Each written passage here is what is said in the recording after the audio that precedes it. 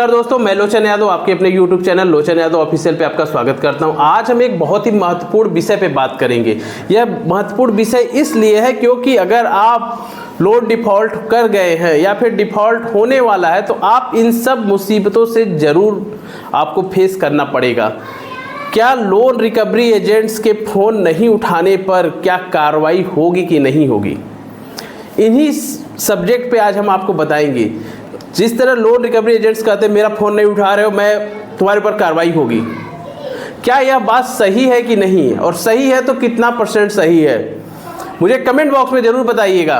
अगर आप हमारे सब्सक्राइबर हैं, आप हमारे वीडियो को देखते हैं तो आपको इतना तो मालूम ही हो गया होगा कि लोन रिकवरी एजेंट्स का फ़ोन नहीं उठाने पर क्या होगा, लोन रिकवरी एजेंट्स के हड़काने पे क्या होगा।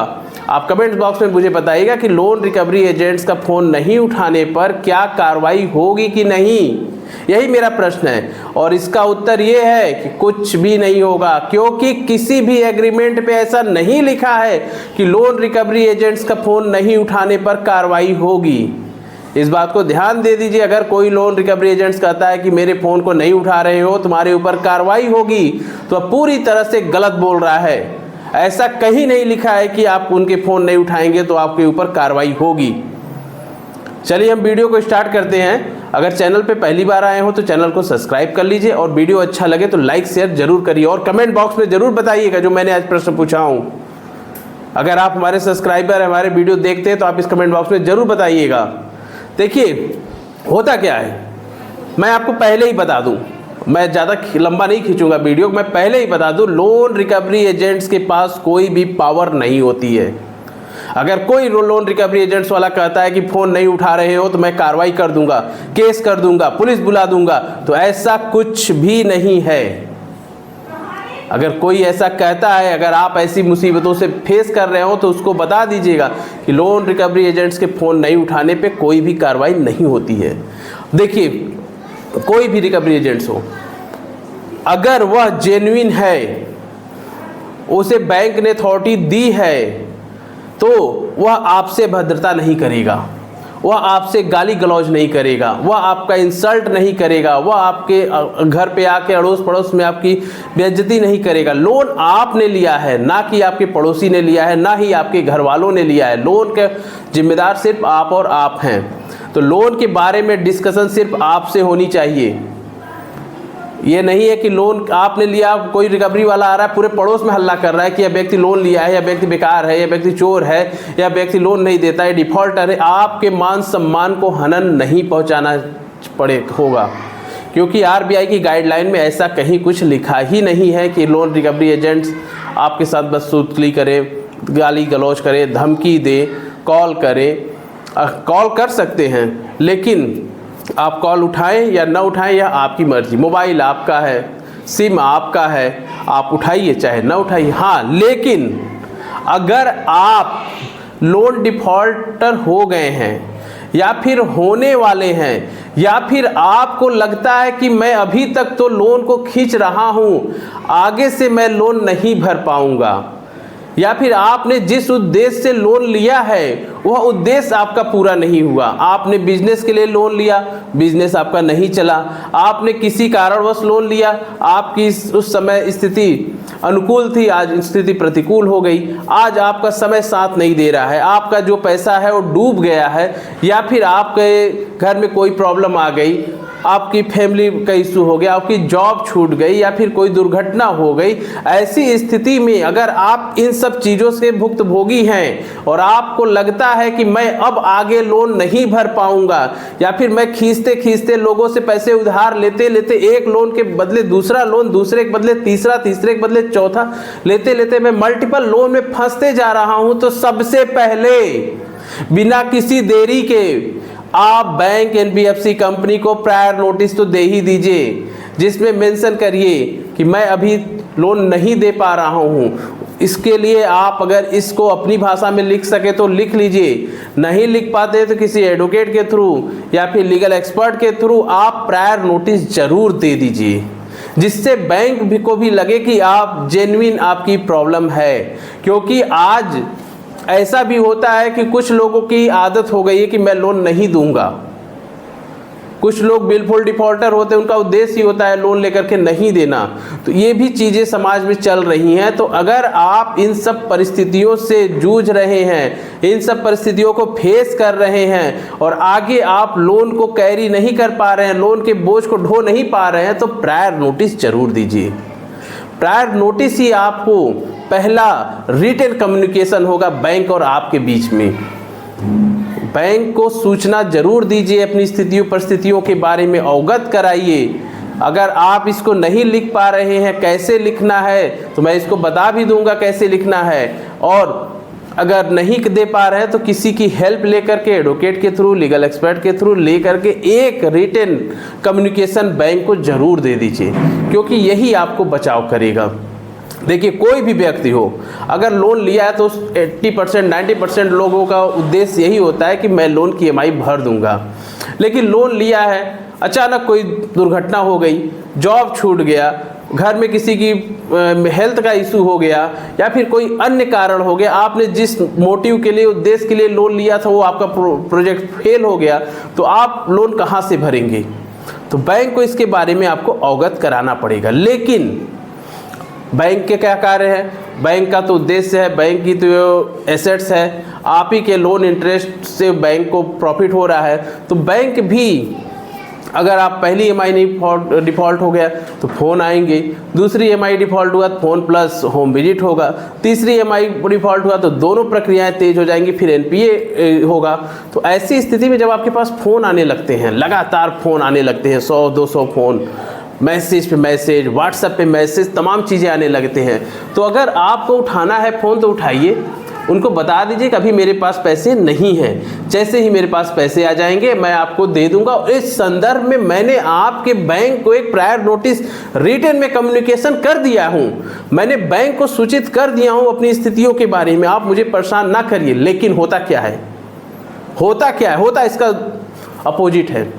देखिए, बैंक को मालूम है RBI की गाइडलाइन क्या है रिकवरी के संदर्भ में। बैंक अपने रिकवरी वाले को बताता है कि नहीं बताता है, क्योंकि इसमें थर्ड पार्टी भी होती है जो कमीशन बेस पे काम करती है। उनका उद्देश्य ही है आपसे पैसे ले जाएंगे तो उनको कुछ पैसे मिलेंगे। लेकिन ऐसी स्थिति में आपके पास फ़ोन आने लगते हैं, फ़ोन पे धमकी मिलेगी, फ़ोन पे कार्रवाई की, फ़ोन नहीं उठा रहे हो मैं तुरंत कार्रवाई कर दूंगा, मैं आपके ऊपर नोटिस भेजने लो, लीगल कार्रवाई होने लगेगी, धमकी देंगे, गाली गलौज देंगे, अभद्रता से बात करेंगे। यहाँ तक कि महिला हो या पुरुष हो, दोनों के साथ सेम ही कंडीशन होती है। अगर वह फ्रॉड लीगल नहीं है, जो रिकवरी एजेंट्स है वह जेन्युइन नहीं है तो अगर वह जेन्युइन है तो इस तरह की अभद्रता वह नहीं करेगा। अगर वह घर पे आता है तो आप उससे 3 चीज़ पूछिए, होम विजिट लेटर, DRA का लाइसेंस, आई कार्ड। मैं आपको बार बार यही बताता हूँ, होम विजिट लेटर मतलब कि आपको बैंक ने अगर हमारे पास भेजा है तो कोई अथॉरिटी दी होगी कि पर्टिकुलर टाइम पे, पर्टिकुलर डेट पे आपको इस पर्सन से मिलना है, वहाँ से लोन्स के संबंध में बात करनी है, उसमें मेंशन होता है। दूसरा होता है DRA का लाइसेंस, जिसे कहते हैं डेब्ट रिकवरी एजेंट्स का लाइसेंस। जिस तरह सभी चीज़ों के लिए लाइसेंस होता है तो रिकवरी प्रोसेस के लिए भी DRA का लाइसेंस मस्ट है, अगर वह रिकवरी एजेंट्स जेन्युइन है तो। और तीसरा होता है आई कार्ड, अगर आप किसी थर्ड पार्टी से हैं तो अपने एजेंसी का आई कार्ड, बैंक एम्प्लाई हैं तो बैंक का आई कार्ड आपके पास होना चाहिए। ये 3 डॉक्यूमेंट आपके पास होने चाहिए। अगर इन केस कोई भी रिकवरी एजेंट्स आपके घर आ जाता है और इन 3 डॉक्यूमेंट्स नहीं है तो आपको उनसे बात करने की ज़रूरत नहीं है।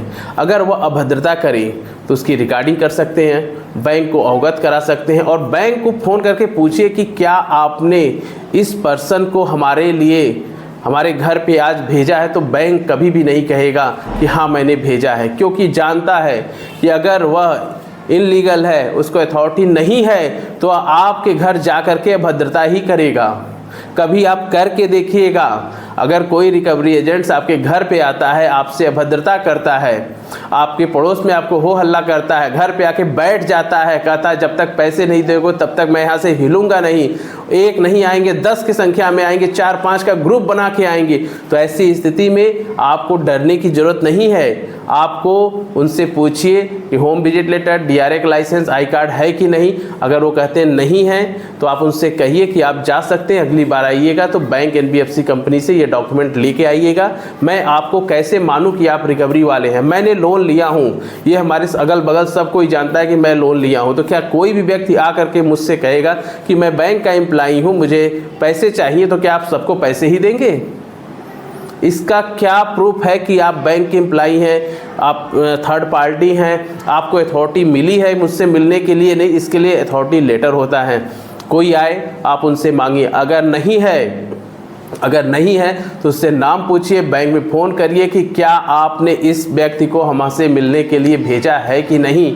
तो बैंक वाला कभी नहीं कहेगा अगर वो जेन्युइन नहीं रहेगा तो। अगर जेन्युइन है तो बैंक कहेगा कि हाँ मैंने इस व्यक्ति को भेजा हूँ, और जेन्युइन नहीं है, कमीशन बेस पे है, थर्ड पार्टी है, जिसको बैंक ने अथॉरिटी नहीं दिया है, तो कभी नहीं कहेगा कि मैं इस व्यक्ति को भेजा हूँ, क्योंकि उसको मालूम है कि इसको मैं भेजूँगा तो ये जा करके वहाँ भद्रता करेगा, RBI की गाइडलाइन के खिलाफ बात करेगा, धमकी देगा, गाली गलौज करेगा, भद्रता करेगा।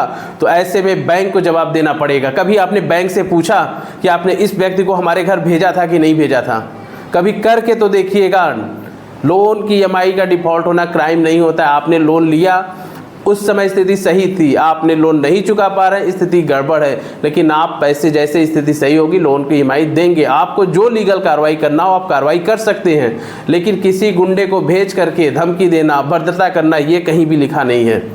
इसलिए अगर ऐसा है तो आप कह सकते हैं कि आप यहीं बैठो, मैं पुलिस बुला रहा हूँ, क्योंकि हमारे घर पे आपको किसी ने अथॉरिटी दिया नहीं। मैं कैसे वेरीफाई करूं कि आप बैंक एम्प्लॉई हैं, बैंक को भेजा है? उसकी रिकॉर्डिंग करके आप बैंक को भी अवगत करा सकते हैं कि आपके इस व्यक्ति हमारे यहाँ आए हैं, क्या आपने इनको भेजा है? तो कभी नहीं कहेगा कि मैंने इसको भेजा हूँ, क्योंकि लोन रिकवरी एजेंट्स के पास कोई राइट पावर नहीं होता है। अगर वह जेन्युइन है, बैंक का एम्प्लॉई है, या फिर कोई थर्ड पार्टी है जिसे बैंक ने एक्वायर किया है रिकवरी के लिए, तो उसके पास होम विजिट लेटर, DRA का लाइसेंस, आई कार्ड होगा, वह घर आपके आएगा तो विनम्रता से आपसे बात करेगा कि आपने लोन की EMI क्यों नहीं दे पा रहे हैं, आखिर क्या प्रॉब्लम है, उसको लिख के दे दीजिए। आप मुझको अवगत कराइए कि आप कब तक पैसे देंगे, आपका क्या आगे की क्या स्ट्रेटजी है, आप पेमेंट कैसे करेंगे। इन सब चीज़ों के बारे में वो पूछेगा, ना कि हो हल्ला करेगा, गाली गलौज करेगा, भद्र भाषा बताएगा, धमकी देगा। यहाँ तक कि आकर के बैठ जाते हैं, कभी 8-8, 9-9 बजे आकर के बैठ जा रहे हैं। हमारे एक सब्सक्राइबर ने कहा, कल फ़ोन किया कि मैसेज किया कि आप सर ऐसी स्थिति है, तो मैंने कहा उनसे ये डॉक्यूमेंट पूछिए। अगर उन्होंने डॉक्यूमेंट पूछा तो उसके पास कुछ नहीं था, फिर उन्होंने कहा अपने बैंक से कंसल्ट करिए, तो पता चला को कोई है ही नहीं, उस तरह का कोई व्यक्ति नहीं है। तो ऐसी स्थिति में आपको जानने की ज़रूरत है, आपको परेशान होने की ज़रूरत नहीं है। लोन लिए हैं, लोन की EMI नहीं भर पा रहे हैं, जब स्थिति सही होगी आप भर देंगे। अगर आपको कोई फ़ोन पे डराए कि मेरा फ़ोन नहीं उठा रहे हो, अभी पुलिस केस हो जाएगा, अभी लीगल कार्रवाई होने लगेंगी, तो मैं आपको बता दूं, अगर बैंक NBFC कंपनी को कोई भी कार्रवाई करनी है तो वो आपसे पूछ के नहीं करेगा। वो आपसे पूछेगा नहीं कि मेरा कस्टमर कहा है कि केस नहीं करना है, लीगल नोटिस नहीं भेजना है, तो मैं नहीं भेजूंगा। बैंक NBFC कंपनी को जो करना है वो करेंगी, वह स्वतंत्र हैं, वो आपसे पूछ के कोई काम नहीं करेंगी। हाँ, आपका अकाउंट NPA हो गया है तो लीगल प्रक्रियाएं शुरू हो जाएंगी, नोटिस आना शुरू हो जाएगा, तो आपकी जिम्मेदारी है कि पहले प्रायर नोटिस दीजिए, फिर जो नोटिस आ रहा है उस नोटिस का जवाब दीजिए, रिटेन में जवाब दीजिए। बैंक आपको रिटेन में नोटिस भेज रहा है, वर्बली नहीं कर रहा है।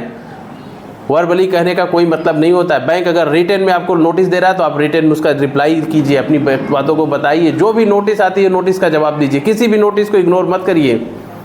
बैंक आपसे पूछ रहा है तो अपनी बातों को रखिए। रिकॉल नोटिस हो, डिमांड नोटिस हो, आर्बिट्रेशन की प्रक्रिया जो भी हो, उसका आपको जवाब देना ही देना है, क्योंकि आपने लोन लिया है तो यह आपका दायित्व है कि आप लोन को अदायगी करें। बैंक NBFC कंपनी की भी दायित्व है कि मैं आपको लोन दिया हूं तो मैं भी लोन की रिकवरी कर सकूं, क्योंकि जितना टेंशन आपके ऊपर है अपने NPA को लेकर के, अपने लोन को लेकर के, उससे ज़्यादा टेंशन बैंक को होता है अपने पैसे को बचाने के लिए। बैंक का भी NPA बढ़ता है, बैंक के भी ऊपर प्रेशर आता है, ऊपर से प्रेशर आता है कि NPA बढ़ रहा है, तुम लोग क्या कर रहे हो। तो ऐसी स्थिति में जितना प्रेशर आपके ऊपर है उतना प्रेशर बैंक के ऊपर है। आपने तो पैसे लिए हैं, उसने तो पैसे दिए हैं, और देने वाले को ज़्यादा प्रेशर होता है। तो ऐसी स्थिति में बैंक रिकवरी वालों को लगाती है। तो इन रिकवरी वालों की एक लिमिट है, एक क्राइटेरिया है, एक गाइडलाइन है, उसके अनुसार अगर ये रिकवरी करते हैं तो सही है। अगर उससे भी ऊंच नीच, गाली गलौज, झगड़ा, धमकी, ये सब चीज़ें नहीं हैं। तो इसलिए इन सब चीज़ों को जानिए। बैंक भी चाहता है कि मेरे पैसे ना डूबे, हमारा एनपीए ना बढ़े, इसलिए बैंक रिकवरी को तेज करता है। लेकिन रिकवरी जेन्युइन होनी चाहिए। ऐसा नहीं कि रिकवरी फर्जी हो, आपको कोई परेशानी हो, मुसीबत हो, इन सब चीज़ों को नहीं होना चाहिए। क्योंकि लोन रिकवरी एजेंट्स के पास कोई पावर नहीं है कि वो पुलिस केस कर देगा, लीगल कार्रवाई। अरे लीगल कार्रवाई बैंक करेगा, क्यों करेगा? पैसा बैंक दिया है, को दिया है, क्यों के ऊपर लीगल कार्रवाई करेगा? क्या है वो लीगल कार्रवाई करेगा? बैंक को लीगल कार्रवाई करने का अधिकार है, बैंक को नोटिस भेजने का अधिकार है। रिकवरी वाले को नहीं है कि पुलिस केस कर देगा। बैंक को जो करना है करेगा, बैंक लीगल नोटिस देगा, केस करेगा, जो करना है बैंक को करना है वो करेगा। वो कौन होता है रिकवरी लीगल नोटिस भेजने वाला? इन सब चीज़ों को आपको जानना चाहिए। हाँ, लोन लिए हैं, अगर पैसे हैं तो इनके पैसे दे दीजिए। मैं बार बार कहता हूँ कि पैसे हैं तो इनके पैसे आप ज़रूर दे दीजिए, क्योंकि इससे आपकी सिविल भी सही होगी और आप आगे से भी टेंशन फ्री हो जाएंगे कि हाँ, मैं इस झगड़े हम इस पलंजर में नहीं फंसना चाहते हैं। तो अगर पैसे हैं तो इनके पैसे आप दे दीजिए। और अगर रिकवरी एजेंट्स आपको परेशान करता है तो उनसे डॉक्यूमेंट पूछिए, और फ़ोन को उठाना या ना उठाना यह आपकी स्वतंत्रता है। आपको फ़ोन नहीं उठाना है मत उठाइए, उठाना है उठाइए। अगर ज़्यादा भद्रता करता है तो उसकी रिकॉर्डिंग कर लीजिए, बैंक को अवगत कराइए कि आपके रिकवरी एजेंट्स इस तरह मुझसे बात करते हैं, क्या यह आपके यहाँ का है एम्प्लॉई, आपने इसको अथॉरिटी दिया है? तो बैंक भी आपको कहेगा कि नहीं साहब, मैंने इनको नहीं भेजा हूँ। अगर जेन्युइन है तो आपसे ऐसी भद्रता करेगा ही नहीं। अगर मेरा वीडियो आप देखते हैं तो आपको तो ये मालूम ही हो गया होगा, और कमेंट बॉक्स में आप ज़रूर बताएंगे जो मैंने पूछा हूँ आपसे। और वीडियो अच्छा लगे तो चैनल को लाइक शेयर सब्सक्राइब जरूर करिए। इन्हीं के साथ हम आज का वीडियो समाप्त करते हैं। जय हिंद, जय भारत।